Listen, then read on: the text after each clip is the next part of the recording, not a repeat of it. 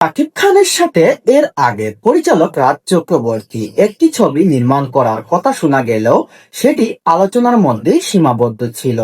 তবে এবার শোনা যাচ্ছে শাকিব খানের সাথে নতুন একটি বড় সিনেমায় কাজ করার কথা চলছে।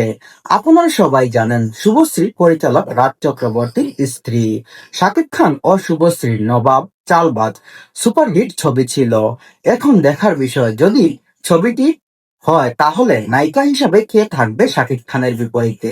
যদি শাকিব খানের বিপরীতে শুভশ্রী গাঙ্গুলী হয় তাহলে বিষয়টা খারাপ হয় না, কারণ শুভশ্রী গাঙ্গুলী শাকিব খানের সাথে এর আগে 2 থেকে 3টা সিনেমায় অভিনয় করেছেন।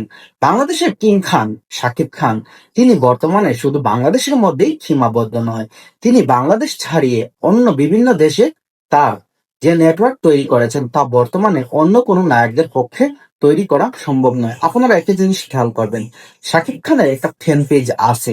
শাকিব খান যখন তার ফেসবুকে একটা কোনো স্ট্যাটাস আপলোড করে, সাথে সাথেই সেটা কিন্তু 400 থেকে 500 কে ক্রস করে।